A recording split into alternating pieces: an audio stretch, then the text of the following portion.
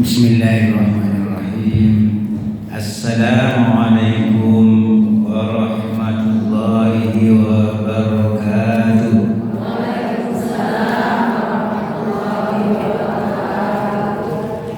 Alhamdulillah, wassalatu wassalamu ala rasulillah wa ala alihi wa sahbihi wa man tabi'ahu wa wala wa la hawla wa la quwwata illa billahi amma ba'du.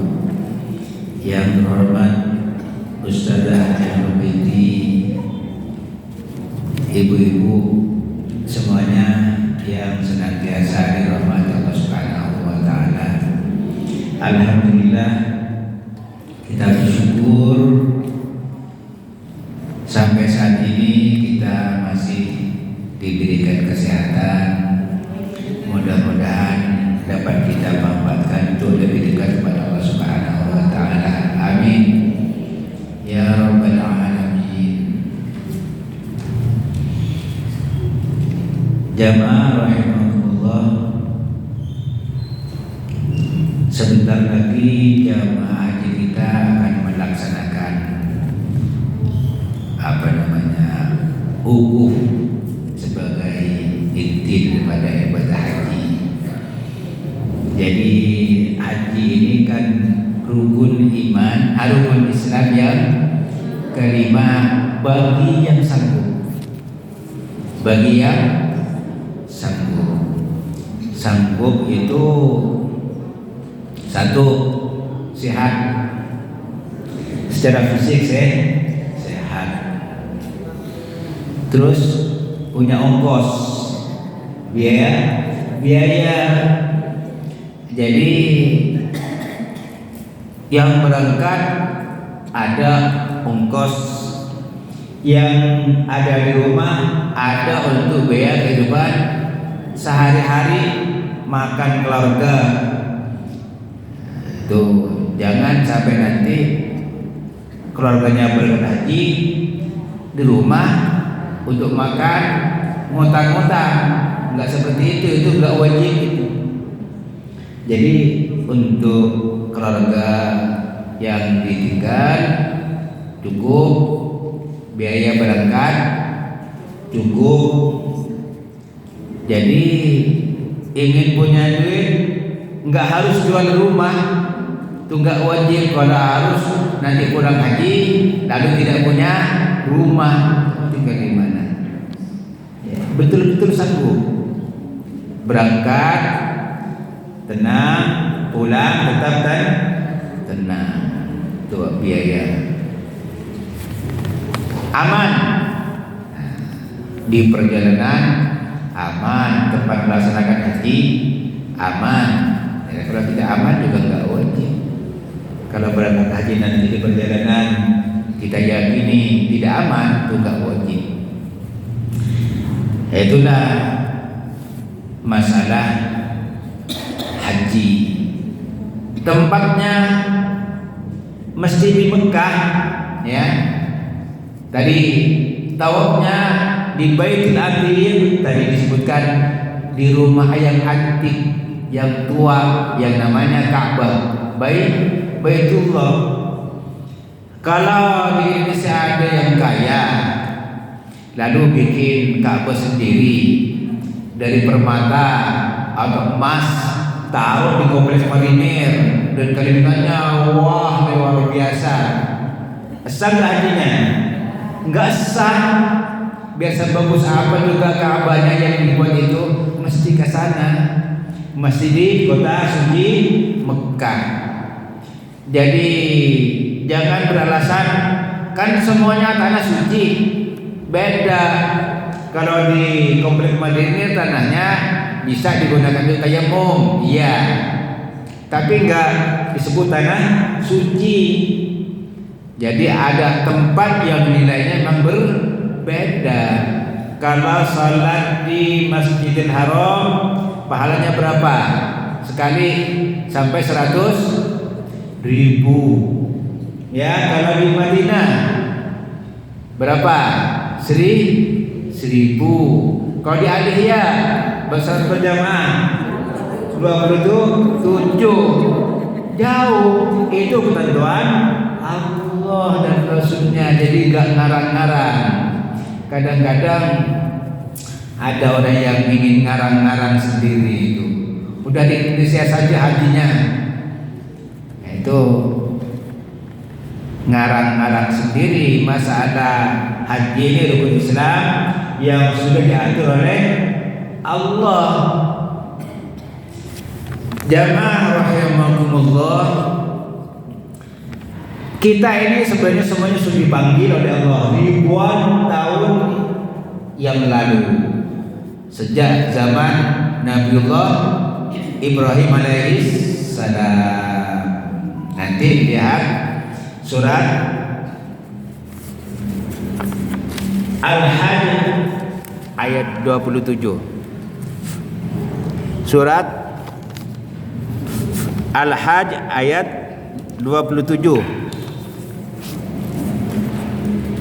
Ayat 27 surat Al-Hajj. A'udzu billahi minasyaitonir rajim. Wa azzim fin nasi bil hajji ya'tuka rijalan wa ala kulli dhamir ya'tina min kulli fajjin amiq. Wa azin, dan azanlah. Azanlah. Azan itu artinya apa? Memanggil. Bisa, Pak? Azan artinya memanggil. Jadi kalau panggilan itu mesti keras. Hei manusia, ayo sholat. Itu panggilan. Hei manusia, ayo haji. Suaranya mesti keras. Makanya Bilal itu ditunjuk sebagai muadzin oleh Rasulullah karena suaranya keras. Jadi enggak pas kalau azan itu seperti orang bisik-bisik. Makanya jangan alergi dengan suara azan yang keras, memang harus keras. Jadi kata Allah, wa'azim fin nasi bil hajj. Azan untuk manusia, panggil manusia untuk mengerjakan atau melaksanakan ibadah haji. Wa'azim fin nasi bil hajj. Ayo panggil tuh manusia untuk mengerjakan ibadah haji, kata Allah kepada Nabiullah Ibrahim sewaktu baru menyelesaikan merenovasi Ka'bah. Lalu kata Nabi Ibrahim, ya Rabb, bagaimana aku akan memanggil manusia-manusia yang banyak di seluruh dunia sementara suaraku terbatas? Gak mungkin, kata Nabi Ibrahim. Terus kata Allah, Ibrahim, tugas kamu panggil saja. Urusan menyampaikan itu urusan aku, kata Allah. Urusan Allah untuk menyampaikan. Azan saja. Bagian azan, ada azan untuk sholat, ada untuk memanggil supaya melaksanakan ibadah haji. Azan juga itu bahasanya. Wa azim fin nasi bil haji. Lalu menurut suatu riwayat, Nabi Ibrahim itu pergi, sebagian pendapat ulama, ke Hijr Ismail. Hijr Ismail, ibu yang sudah umrah, yang sudah haji, itu ada di bangunan itu, lingkaran itu, ya, di samping Ka'bah.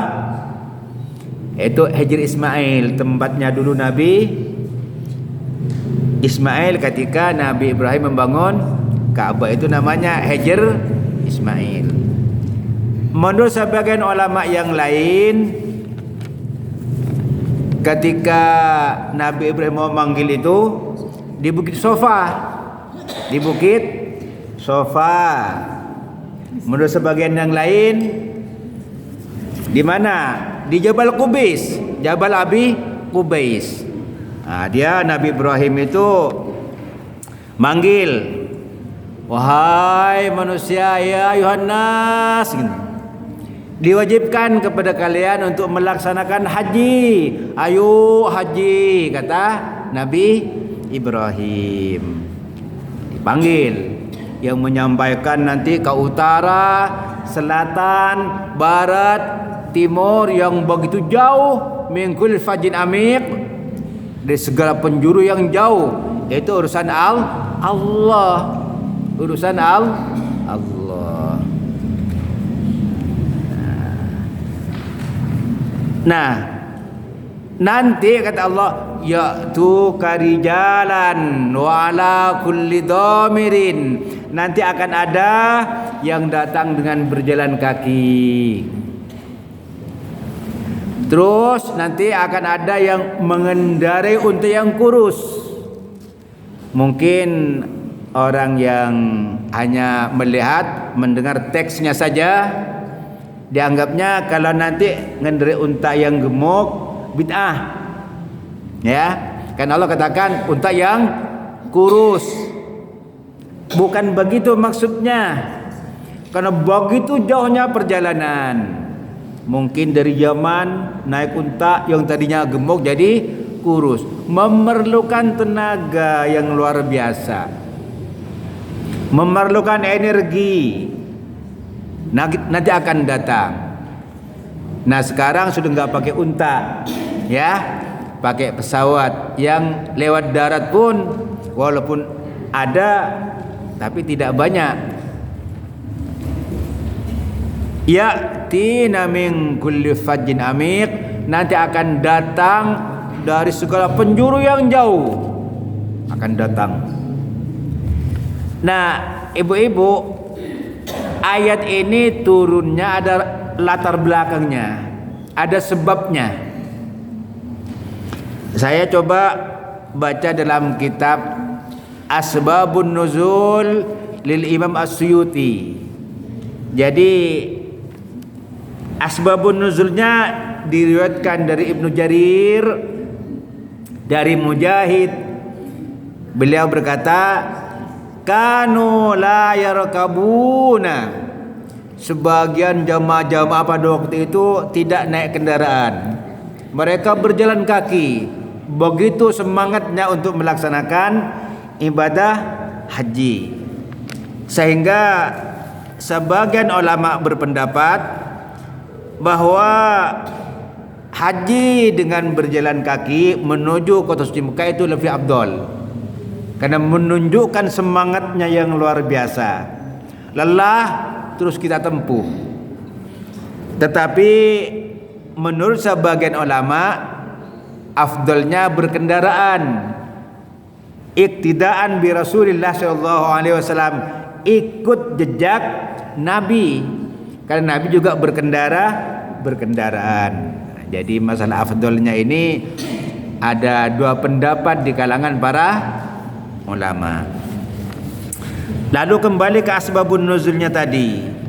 Jadi karena ada yang berkendaraan, ada yang berjalan kaki, sehingga turunlah ayat 27 surat Al-Hajj. Lalu di dalam asbabun nuzul itu, begitu Allah menurunkan ayat ini, lalu fa amarahum bizzadi, lalu Allah memerintahkan, kalian yang mau melaksanakan haji bawa bekal. Nah, ya, tuh disuruh bawa bekal supaya di sana enggak minta-minta. Disuruh bawa bekal yang cukup. Wa rukhisa lahum fi rukub, lalu Allah juga memberikan keringanan. Yang tidak mampu berjalan kaki silahkan berkendaraan. Itu disebutkan oleh ayat itu. Dan yang hanya pas-pasan boleh kalian berdagang. Sambil haji, sambil dagang untuk apa? Mencukupi bekalnya. Bagi yang tidak mempunyai bekal yang cukup, boleh sambil berdagang. Itu latar belakang atau asbabun nuzul dari surat Al-Hajj ayat 27. Nah, dalam riwayat yang lain, ini panggilan ini khitabnya yang disuruh manggil itu Nabi Muhammad. Jadi ini disebutkan dalam sebuah hadis dari Abu Hurairah. Kata Abu Hurairah, khatabana Rasulullah sallallahu alaihi wasallam. Suatu ketika Nabi Muhammad sallallahu alaihi wasallam berpidato, ceramah. Kata Rasulullah, ya ayuhan nas, gitu. Wahai manusia, qad faradallahu alaikumul hajjah. Allah telah mewajibkan kepada kalian untuk melaksanakan ibadah haji. Itu pidato Rasulullah. Fahujju, silahkan kalian melaksanakan ibadah haji. Tapi yang mampu,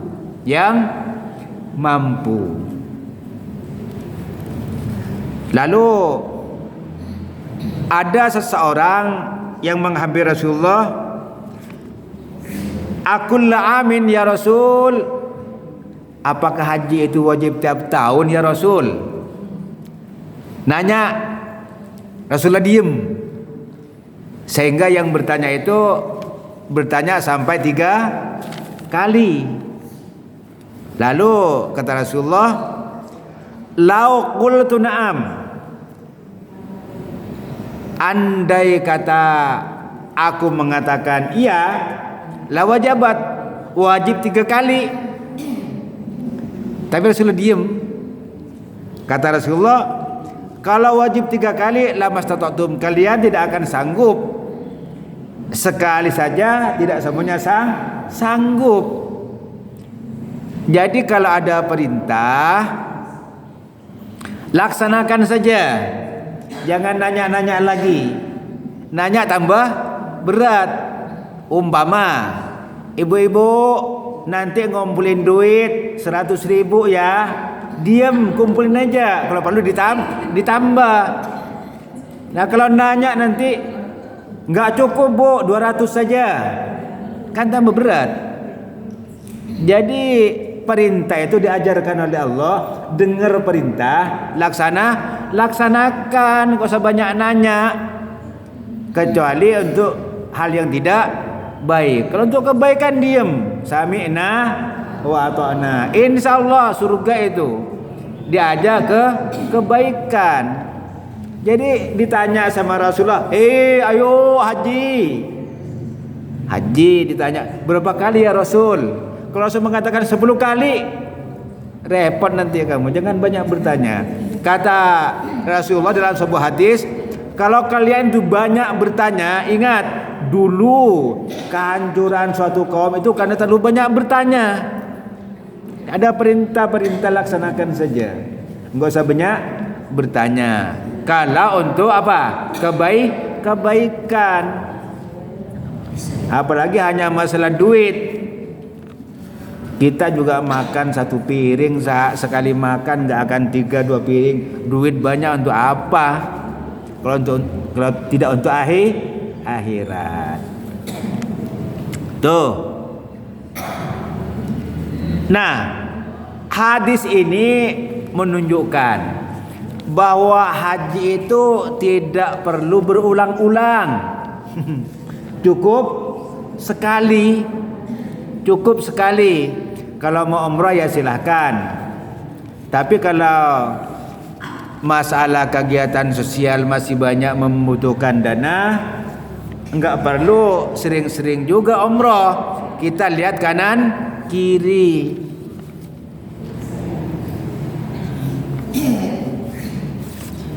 Jamaah rahimakumullah, begitu Nabi Ibrahim manggil, semua yang mendengar itu, batu, gunung, pepohonan, apalagi manusia yang punya akal.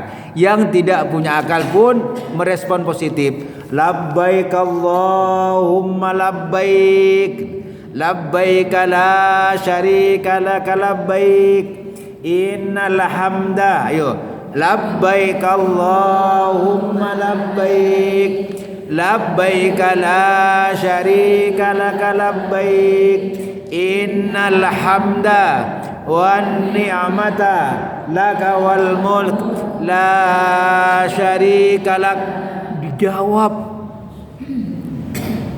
ya Allah ya Rabb, aku akan memenuhi panggilanmu ya Rabb, tapi duitnya mesti halal, ya, duitnya mesti halal, tidak nipu orang, ya, tidak hasil korupsi. Itu akan dikabulkan, hajinya akan menjadi mabrur. Tapi kalau duitnya hasil korupsi, duitnya tidak halal, la labbaik wala sa'daik, enggak ada labbaik labbaik kata Allah, enggak ada mabrur. Ya Allah. Nah, di sinilah oleh karenanya melaksanakan ibadah haji itu yang pertama mesti niat lillahi ta'ala. Wa atimmul hajja wal umrata lillah. Sempurnakan haji dan umrah semata-mata karena Allah, ingin mendapatkan ridha Allah, ingin mendapatkan pahala Allah, supaya nanti senang dalam surganya Allah. Menyempurnakan yang kedua sebagai bekal apa? Ilmu. Ya. Jadi orang yang mau melaksanakan haji itu mesti tahu ilmunya. Tahu ilmunya, bagaimana memakai pakaian ihram, bagaimana tawaf, bagaimana sa'i. Itu namanya wa atimmul hajja wal umrata. Sempurnakan haji dan umrah karena Allah. Jadi ada niat, ada ilmu. Kalau enggak ada ilmu, enggak diterima. Nanti sesuka hati. Makanya perlu belajar. Wa kullu man bi ghairi ilmin ya'malu a'maluhu mardudatul la tuqbalu. Jadi mesti ada ilmu kalau ingin diterima. Jadi ada niat, ada ilmu, ada bekal. Ya tadi ada bekal.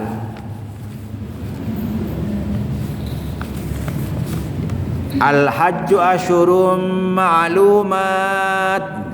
Haji itu ada waktu tertentu. Ada waktu tertentu. Enggak bisa sesukanya setiap saat mau haji, enggak bisa. Ada waktunya. Berbeda dengan umrah. Al-hajju asyurum ma'lumat, faman farada fihinnal hajja fala rafasa. Tuh, tidak ada rafas. Kata-kata porno, kata-kata yang membangkitkan nafsu birahi dibuang. Wala fusuqa, enggak ada maksiat. Ini diperiksakan sejak sebelum berangkat haji, waktu melaksanakan haji, sesudah melaksanakan haji. Fala rafasa wala fusuqa wala jidala fil hajj. Tidak ada permusuhan, enggak ada debat kusir. Udah, kalau ada yang bicara macam-macam dengarkan saja, tidak usah direspon. Kita banyak saja ingat Allah karena ini suasana haji. Jadi apa tadi? Pertama niat, terus ilmu, apalagi bekal, lalu sikap.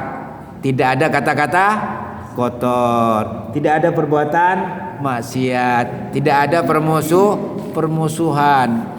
Itu mesti disempurnakan kalau ingin haji mabrur yang balasnya cuma surga. Tuh. Balasannya cuma surga, itu mesti dipenuhi. Kapan? Sejak sebelum haji, waktu melaksanakan haji, setelah melaksanakan haji. Itu yang tiga, fala rafasa wala fusuqa wala jidala fil haji. Nah, terutama waktu melaksanakan ibadah haji itu mesti dijaga itu. Dan nanti setelah haji buah, sebelum haji pelatihan, persiapan. Wa ma taf'alu al-hajju asyurum ma'lumat faman farada fihinna al-hajja fala rafasa wala fusuqa wala jidala fil hajj wa ma taf'alu min khairin ya'lamuhu Allah. Semua kebaikan-kebaikan Allah tahu. Siapa yang melaksanakan haji karena Allah, siapa yang duitnya halal, siapa yang duitnya tidak halal, Allah tahu. Siapa yang melaksanakan punya ilmu, Allah tahu. Semua kebaikannya diketahui oleh Allah. Siapa yang nyumbang untuk pengajian ikhlas karena Allah, Allah tahu. Siapa yang menggerutu, Allah tahu. Tahu semuanya. Jadi ibu-ibu nyumbang di pengajian, menggerutu, ribut-ribut di tingkat bawahnya masing-masing, nggak ada pahala. Nggak ada pahala. Duitnya habis, pahalanya nggak ada. Kenapa? Ribut dulu. Enggak sami'na wa ta'na. Jadi kebaikan-kebaikan itu diketahui Allah. Jadi kalau kebaikan jangan banyak cincong. Kalau ngasih-ngasih, termasuk nasi Jumat itu perlu digerakkan. Tapi diingat yang ikhlas saja. Jangan dibebani orang yang tidak mampu. Mau 1 kotak nggak apa-apa. Yang kaya jangan pura-pura miskin. 100 kotak bagus. Tapi ikhlas karena Allah. Jangan hanya kan malu. Wah nggak enak RT 1 100 box. Kok RT saya cuma 10. Nggak usah berbicara seperti itu. RT 1 orangnya banyak yang kaya, orangnya ikhlas, ya nggak apa-apa. Tapi RT 1 100 jangan maksa-maksa orang yang tidak mampu sehingga menjadi 100. Betul-betul ikhlas. Nah, ini kan belum dilaksanakan. Mudah-mudahan nanti bisa dilaksanakan. Kebaikan-kebaikan seperti itu. Ibu-ibu rahimakumullah. Jadi itu nilai haji mabrur, Bu ya. Nilai haji mabrur. Jadi suatu ketika haji mabrur itu ditanya oleh sahabat kepada Rasulullah, "Ya Rasul, haji mabrur itu apa ya Rasul?" Karena kata Rasulullah, haji mabrur itu kan balasannya surga. Sahabat kepengin tahu, nanya, qalu ya Nabi Allah, mal hajjul mabrur, haji mabrur itu apa? Rasulullah menjawab, haji mabrur itu bukan diketahui waktu haji. Setelah haji apa? It'amut ta'am, suka ngasih makanan. Senang dia ngasih makanan, enggak ribut-ribut, punya duit, mau 10 kotak, antar saja ke masjid. 100 kotak, antar saja ke masjid. Jangan ribut-ribut dulu. Jangan diminta orang-orang yang memang kelihatan sudah tidak ikhlas, hanya menggerutu, jangan diminta. Yang ikhlas saja. Atau lewat majelisnya masing-masing. di RT masing-masing, atau mungkin langsung ke masjid. Yang penting ikhlas. Kalau penting ikhlas, kaya banyak, nah itu lebih bagus ya. Jangan yang kaya pura-pura miskin. Nanti Allah tahu itu, yang kaya pura-pura miskin Allah tahu tuh. Jadi itu tadinya haji mabrur, udah haji berkali-kali, umrah berpuluh-puluh kali, ngasih makan saja susah ya, ngasih santunan susah, cuek sama duafa susah. Itu enggak mabrur hajinya itu, berkali-kali ya, hajinya enggak mabrur. Kata Rasulullah, it'amut ta'am, seneng tuh ngasih orang yang lemah, ngasih makanan seneng, kok susah haji umrah berkali-kali. Nah ini bukan kata saya, kata Rasulullah, it'amut ta'am. Apa yang kedua? Ufsus salam, menebarkan kedamaian. Bu ya, rukun, damai. Itu kata Rasulullah, senang.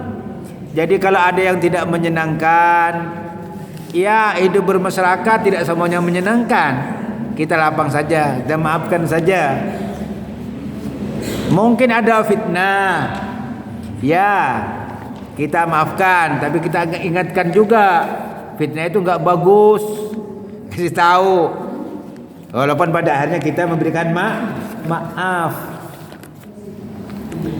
Ini tadi itu diriwayatkan oleh Imam Ahmad. Tapi ada tambahan dari riwayat Hakim, tibul kalam. Ada yang membaca thayyibul kalam. Kata-katanya bagus. Ya, kata-katanya bagus, bisa lihat keadaan. Kalau ngomong sama ustazah, ustaz, jangan dianggap seperti ngomong sama temannya. Ya, jangan dianggap ngomong seperti temannya. Kalau ngomong sama bapak ibunya, jangan ngomong seperti ngomong sama anaknya. Mananya gimana? Tahu menempatkan pembicaraan. Saya ini sedang ngomong dengan siapa? Tuh. Jadi ngomong sama guru kok sama dianggap sama dengan ngomong sama anak kita. Nah, itu enggak pas. Jadi tahu menempatkan di mana kita harus bicara. Sama kiai dianggap ngomong seperti apa? Sama teman. Itu enggak pas juga. Makanya Allah juga mengingatkan kita kalau ngomong dengan Rasul kan gitu. Jangan nanti suaranya lebih tinggi gitu. Fauqa sautin Nabi. Jadi suaranya kalau ngomong sama ustazah, sama kiai, suaranya itu enggak boleh lebih tinggi. Itu Al-Qur'an yang mengatakan seperti itu. Itu akhlak. Akhlak. Nah, tetapi kadang-kadang enggak ngerti di masyarakat, makanya perlu banyak ngaji biar tahu. Sudah enggak tahu, ngaji malas. Tapi kalau ibu-ibu ini kan sudah enggak usah diajarin, karena sudah rajin ngaji, tinggal mudah-mudahan diamalkan. Jadi, lalu pewarisnya Nabi itu siapa? Al-ulama, ustazah, kiai-kiai itu pewaris Nabi. Jadi kalau bicara dengan kiai-kiai, pewaris Nabi, suaranya tidak boleh lebih tinggi, yang sopan, ya. Karena mungkin juga kiai, ustazah ada salah ucap, itu biasa manusia enggak ada yang serba lebih. Yang maksum itu cuma Nabi, ya, yang terpelihara. Kalau ustaz kiai mungkin saja suatu ketika ada salah ucap, bukan berarti lalu ustaz itu diposisikan kayak Nabi, tidak boleh salah sama sekali. Enggak ada kata Rasulullah kullu bani Adam khata'un. Manusia itu pelaku dosa. Manusia pelaku dosa. Wa khairul khata'in at-tawwabun. Yang sebaik-baik manusia yang senang tobat. Itu salah satu ciri daripada haji mabrur. Senang ngasih makan, senang menciptakan kerukunan dan kedamaian, pembicaraan yang baik, yang sopan, yang santun. Itu ciri-ciri haji mabrur. Kalau lalu ada ustadznya yang memarahi jemaahnya untuk kebenaran hak, ya dengarkan. Tujuannya bukan untuk dibenci, karena kasih sayang. Kelihatannya ini jemaah ini pada suara agak keras sedikit ini, makanya agak keras suaranya ustadz itu. Tujuannya supaya enggak kepleset masuk ke dalam neraka. Berarti disayangi. Jadi ustadznya suaranya macam-macam, ya. Ada yang keras, itu memang pembawaannya. Ada yang lembut. Nah kalau kayak Pak Sudi agak keras dikit, ya. Khudh ma sofa, da' ma kadar. Ambil yang bersih, buang yang kotor. Jadi itu diantara apa? Ciri-ciri haji mabrur. Untuk dilaksanakan semuanya bisa enggak? Ya insya Allah. Yang penting kita berjuang. Ada kekurangan, ya kita manusia. Mudah-mudahan semuanya yang sudah haji, umroh mendapatkan haji mabrur, umrah mabrurah. Kemudian yang belum, mudah-mudahan oleh Allah diberikan kemudahan sehingga semuanya bisa tawaf mengelilingi Ka'bah. Insya Allah, amin ya rabbal. Al-Fatihah. A'udzu billahi minasy syaithanir rajim. Bismillahirrahmanirrahim. Alhamdulillahi rabbil alamin. Ar-Rahmanir-Rahim. Maliki yaumiddin. Iyyaka na'budu wa iyyaka nasta'in. Ihdinas siratal mustaqim. Siratal ladzina an'amta 'alaihim ghairil maghdubi 'alaihim waladdallin. Amin. Bismillahirrahmanirrahim. Alhamdulillahirabbil alamin. Allahumma shalli ala Muhammad wa ala ali Muhammad.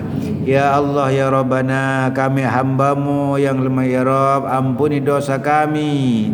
Ampuni dosa kedua orang tua kami, ampuni dosa guru-guru kami, ampuni dosa keluarga kami, ampuni dosa sahabat dan kerabat kami, ampuni dosa kaum muslimin dan muslimat. Ya Allah ya Rabb, mudahkan segala urusan kami. Jadikanlah kami menjadi hamba-Mu yang melaksanakan ibadah haji dengan mendapatkan kemudahan dan mendapatkan predikat haji mabrur. Rabbana atina fid dunya hasanah wa fil akhirati hasanah wa qina adzabannar wa adkhilnal jannata ma'al abrar ya aziz ya ghaffar ya rabbal alamin. Wa sallallahu ala khairil khalqi Muhammadin sallallahu alaihi wasallam. Subhana rabbika rabbil izzati amma yasifun wa salamun alal mursalin walhamdulillahi rabbil alamin. Hadanallah wa iyyakum ajma'in wa billahi taufiq wal hidayah. Wassalamu alaikum warahmatullahi wabarakatuh.